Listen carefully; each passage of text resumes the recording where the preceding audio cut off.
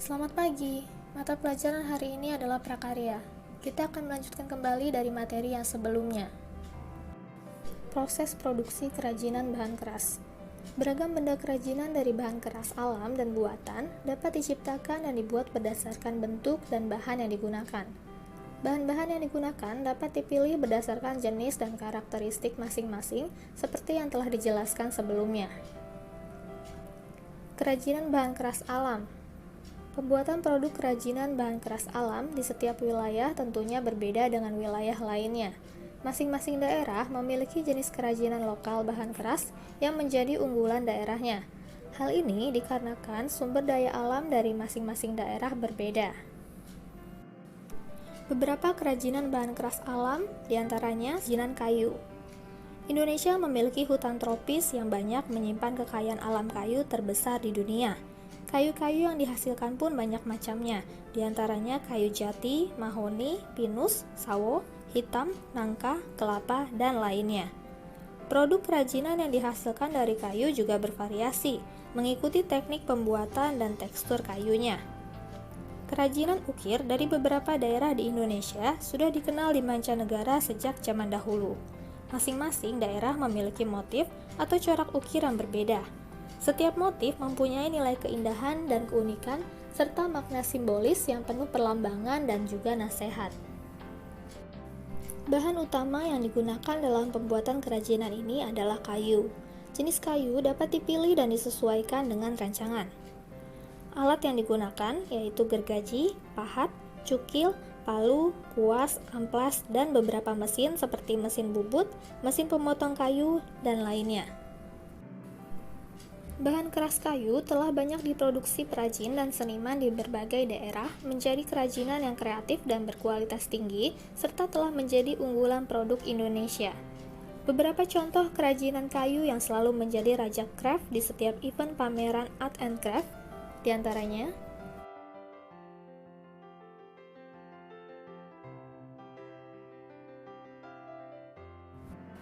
proses pembuatan kerajinan kayu dapat dilakukan dengan berbagai teknik. Dalam bahasa Inggris biasa disebut dengan woodcraft. Teknik yang dapat dilakukan dalam pembuatan kerajinan dari kayu diantaranya teknik ukir, teknik bubut, teknik potong sambung, teknik bor, dan beberapa teknik lainnya. Dari sekian teknik, tentunya yang paling sulit adalah teknik ukir, karena mengukir tidak sembarangan orang bisa. Diperlukan keterampilan yang baik agar hasilnya juga berkualitas dan tidak boros bahan dasar. 2. Kerajinan bambu. Tanaman bambu sejak dahulu telah dibudidayakan di Indonesia, India, dan Bangladesh. Bambu merupakan sumber bahan bangunan yang dapat diperbaharui dan banyak tersedia di Indonesia. Bambu yang dipanen dengan benar dan diawetkan merupakan bahan yang kuat, fleksibel, dan murah yang dapat dijadikan bahan alternatif pengganti kayu yang kian langka dan mahal. Bahan yang digunakan untuk membuat kerajinan bambu adalah bambu batangan ataupun yang sudah disayat. Beberapa jenis tanaman bambu yang dapat dijadikan produk kerajinan yaitu bambu andong, bambu tali, bambu ater, bambu talang, bambu tutul, bambu cendani, bambu cengkoreh, dan lainnya.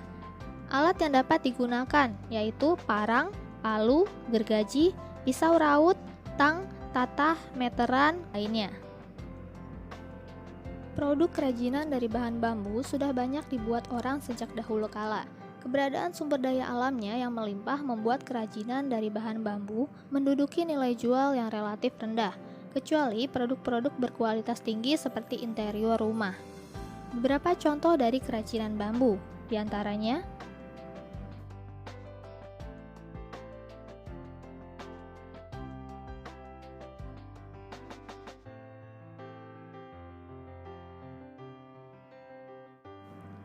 Tiga, kerajinan rotan. Rotan merupakan sejenis tanaman akar-akaran liar yang banyak tumbuh di daerah hutan hujan tropis. Indonesia dapat dikatakan sebagai penghasil rotan terbesar di dunia karena hampir 30% rotan mentah di dunia dapat dihasilkan oleh Indonesia. Penghasil rotan mentah terbesar di Indonesia adalah Pulau Sulawesi dan Kalimantan. Namun, tumbuh juga di hutan-hutan Sumatera, Jawa, dan daerah lainnya. Bahan yang dibutuhkan untuk pembuatan kerajinan rotan adalah rotan yang terbagi dalam 3 bagian. Pertama, rotan kupasan atau kulit luar sebagai pengikat atau bahan anyaman. Kedua, rotan batang yang langsung dipoles. Dan ketiga, rotan isi yang biasa disebut dengan vitrit atau petrik. Selain rotan, bahan lainnya adalah minyak tanah atau belerang untuk pemasakan, politur, dan cat warna. Alat yang digunakan untuk membuat kerajinan rotan diantaranya gunting rotan, palu, alat pembengkok, bor, amplas, gergaji, kompor, kuas cat, dan lainnya. Produk kerajinan rotan dibuat dalam bentuk benda pakai hingga benda hias. Di antaranya adalah kursi meja, lemari atau rak, pembatas ruang, kuda-kudaan, lampit, tempat tidur bayi, aneka perabotan rumah tangga, tas wanita, hiasan dinding, dan banyak lagi. Rotan memiliki warna khas yaitu putih kekuningan, coklat, dan hitam. Perajin mengabdikan warna natural rotan agar terlihat keasliannya. Namun, ada juga beberapa desain yang diberi warna-warni seperti hijau, biru, merah, dan sebagainya mengikuti selera pembeli. Harga kerajinan rotan ini pun relatif terjangkau bergantung pada bentuk dan ukurannya. Beberapa contoh produknya diantaranya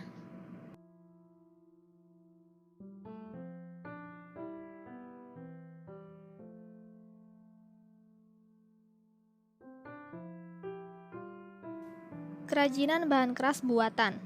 Beragam benda kerajinan dari bahan buatan dapat diciptakan dan dibuat berdasarkan bentuk dan bahan yang digunakan. Bahan-bahan yang digunakan bisa berupa kaleng, kaca, logam, dan lainnya. Teknik yang digunakan juga sangat bervariasi, diantaranya bisa berupa lukis ataupun dipotong dan dirakit, dicor, dan teknik lainnya. Semua disesuaikan dengan desain dan jenis bahan yang digunakan. Bahan-bahan yang digunakan memiliki sifat dan karakteristik yang berbeda-beda. Yang pertama, kerajinan kaca. Kaca dapat dibentuk dengan cara dilukis. Lukis kaca adalah jenis kerajinan yang menampilkan gaya lukisan di atas media kaca.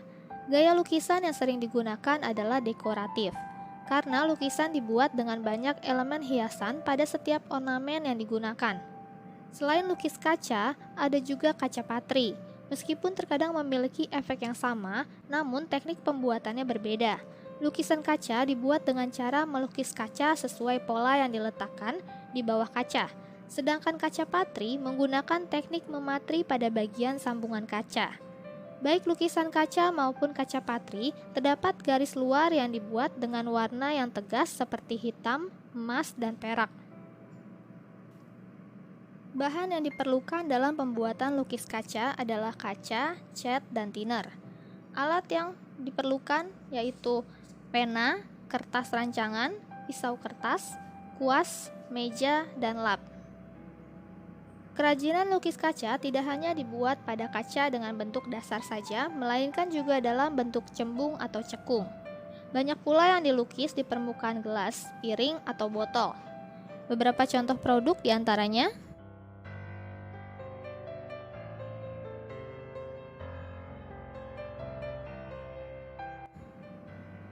yang kedua, kerajinan logam. Sebagai pengetahuan, kalian perlu mengetahui bahwa bahan alam yang termasuk dalam kategori logam juga banyak macamnya, seperti emas, perak, perunggu, aluminium, besi, dan kuningan.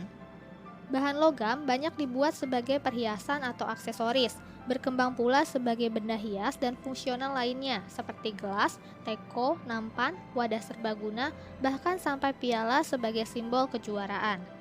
Bahan utama pembuatan kerajinan logam biasanya berupa lembaran atau batangan dan cat warna untuk logam yang tahan lama. Alat pembuatannya gunting, seng, cetakan, dan kuas. Produk kerajinan logam yang dihasilkan para perajin dibuat dengan cara-cara tradisional.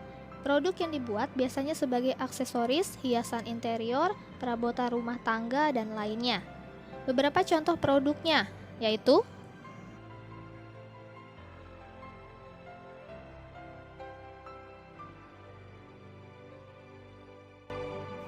kemasan produk kerajinan bahan keras.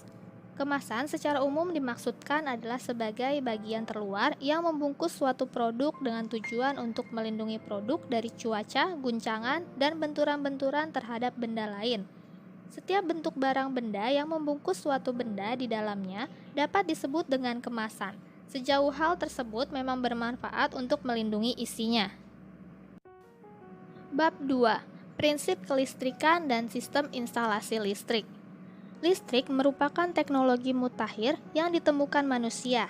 Dengan adanya listrik, jarak dan waktu menjadi terasa dekat. Listrik menjangkau semua lapisan masyarakat, baik di kota maupun di desa. Kelistrikan adalah sifat benda yang muncul dari adanya muatan listrik.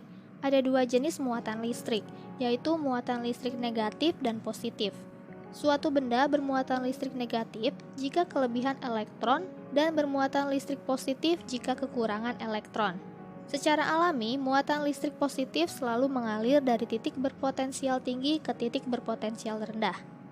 Aliran ini disebut sebagai arah arus listrik konvensional.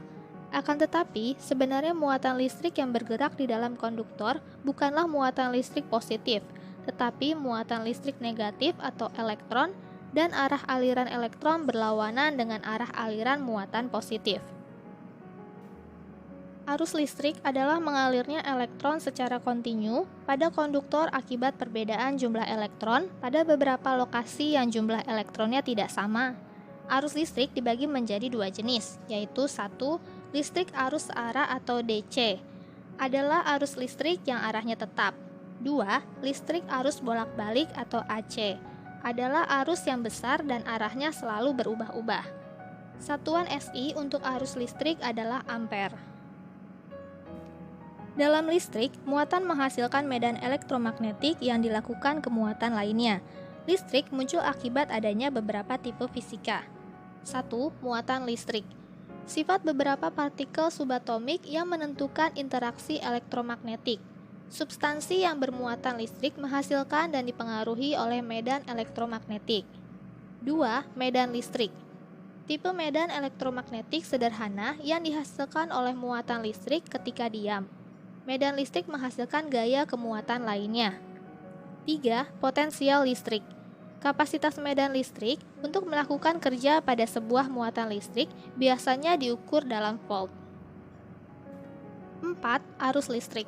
Perpindahan atau aliran partikel bermuatan listrik biasanya diukur dalam ampere. 5.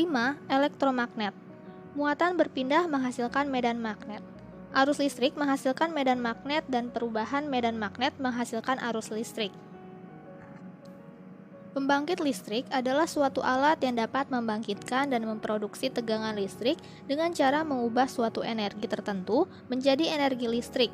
Beberapa contoh jenis pembangkit tenaga listrik yaitu PLTA, PLTU, PLTG, PLTN, PLTS, dan lainnya.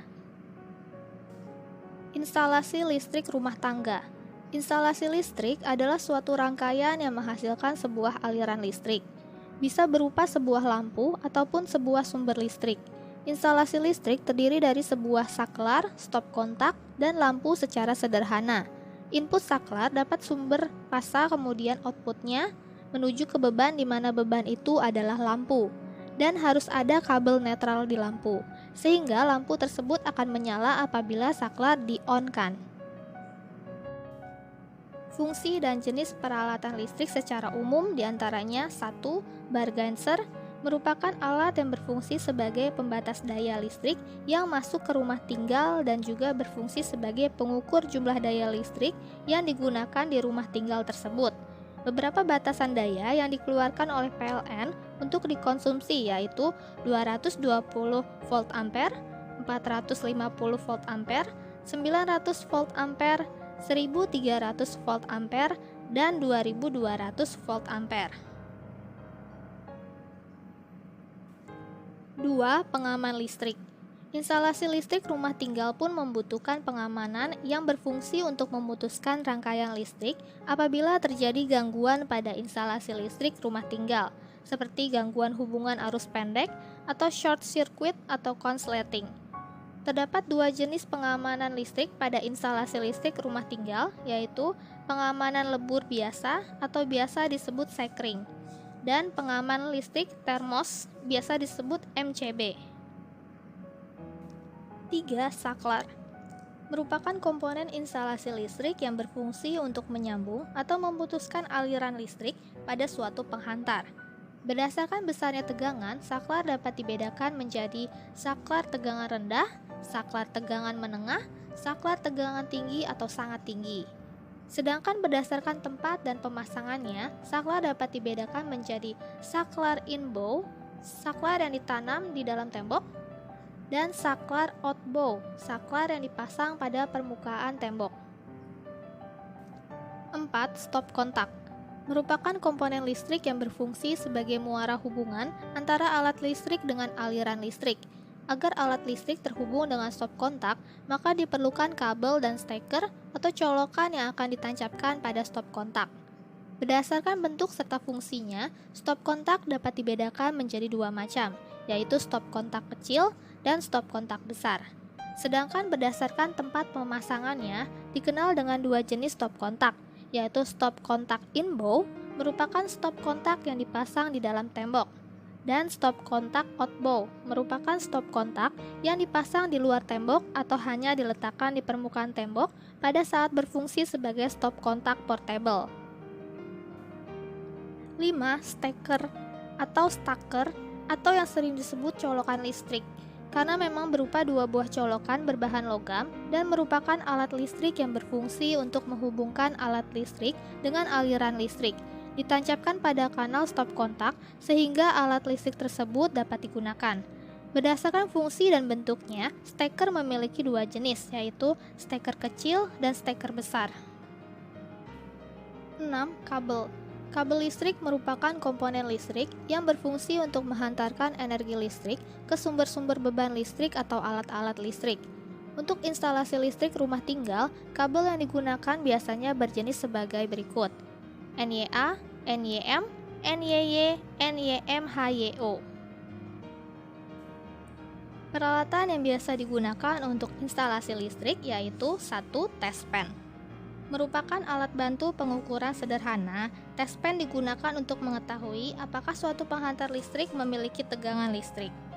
2. Solder. Merupakan alat bantu dalam merakit atau membongkar rangkaian elektronika pada rangkaian yang terdapat pada papan PCB. Solder merupakan alat elektronika yang mengubah energi listrik menjadi energi panas. 3. Penggaris siku. Adalah alat yang digunakan untuk mengukur siku dari suatu sambungan, baik siku bagian dalam maupun siku bagian luar. 4. Pahat. Alat yang digunakan untuk membuat lubang pada kayu. 5. Gunting seng. Alat yang digunakan untuk memotong seng atau sejenisnya. Terakhir, ketam. Berfungsi untuk memperhalus permukaan kayu. Materi hari ini selesai. Untuk hari ini tidak ada tugas. Silakan kalian baca dan pelajari bab 1 dan juga bab 2 untuk PTS minggu depan.